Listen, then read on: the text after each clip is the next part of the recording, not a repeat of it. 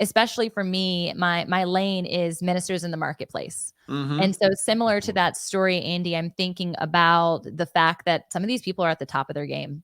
Yeah. And I was at the top of my game, or so I thought, when God took the rug out from underneath me and showed up in my living room. And because we are in this space of success and accolades and titles and Yep. all of this stuff of enoughness or lack thereof, I sometimes will see people like missionaries. And when I go to Mexico often and I see the least of these, if you will, I think that that's also us. That's also those Olympians. Yeah. There's Yeah. no ranking system in Yeah. heaven. Come on. And so the people that need us are the people that we're called to. And Yeah. it doesn't make you any more precious to the Lord if you're ministering to pastors, or if you're Yep. ministering to multimillionaires, or if you're ministering to someone who can't scrape food off the floor enough to not be able to starve themselves, right? Mm-hmm. Is we're all called to humanity. And that is the power of the gospel. And so that is the yes that you are giving to the lane that you are meant to lead.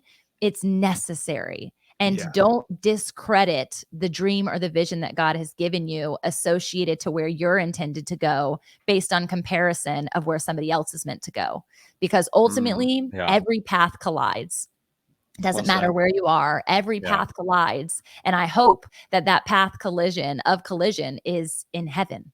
Yeah. And that's the goal, right? Because they can only go two places, heaven or hell. And it's up to us to help them walk that path and get through the narrow door. And That's so awesome. just so powerful, so powerful. And thank you guys for sharing that starting point and the encouragement of the process thereafter. Yeah.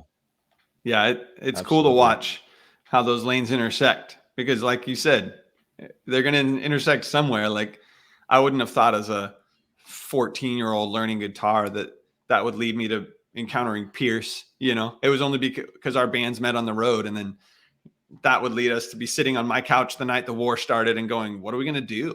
And all of a sudden, this is what we're doing. It is just that continual intersection and God's sovereignty at work. I don't know, Tamara, if I've ever seen God's sovereignty as much on display as we have with this situation, because you look back now and you go, whoa, you actually were in full control when I thought my life was spiraling out of control, and you were bringing us over to this random city because everything was falling apart. It was actually to meet that one person that 20 years later was going to be a partner in ministry on the other side of the world. Like, that's that paths intersecting thought. I think we've never seen it like we have now. And I really earnestly think we're just getting a starting glimpse of how God does that. Oh, it's so powerful. And I think the biggest element that I see in that is the less of self and the more of him, right? Yep. And like really allowing him to take the reins, because I'll admit, to a recovering control freak, right? Like I like to have a plan. I like to know A to Z. I want to know.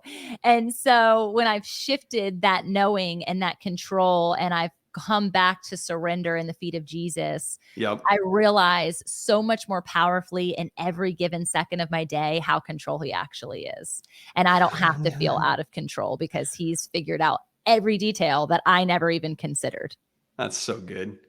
But there's one thought from Oleg, who's the pastor that we work alongside in Mykolaiv, Ukraine. He one of our drivers asked him, your thought about control made me think of this. One of our drivers asked him, hey, are you afraid living in Mykolaiv, where there's only been, to our knowledge, 14 nights since the war started where missiles didn't fall on their city?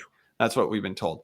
So they're literally living in the movie. He says, we're living under the shadow of death, and yet we live in God's presence. Well, our driver asked him, are you afraid? And he goes, why would I be afraid?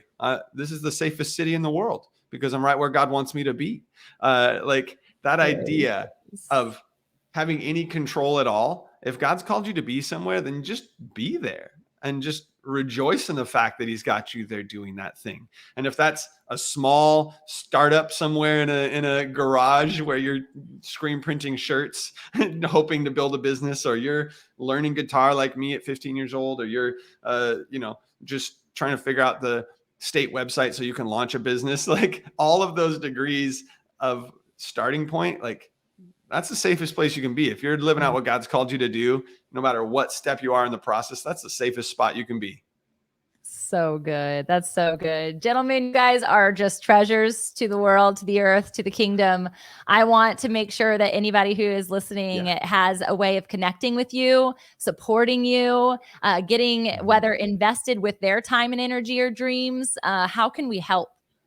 That's awesome. Pierce, you want to give them the lowdown? If you're feeling called to missions, like, you feel free to go right on to jesusmission.org, apply. Like, would love to help you in that journey. If you're looking for ways to give, go on to jesusmission.org and give. Like, really, it's that simple. We really exist to equip the found and find the lost, like we said at the beginning. So if you feel like you're in a season where I could use equipped, please get in touch. Like, our time is yours. So thanks for taking the time, Tamara.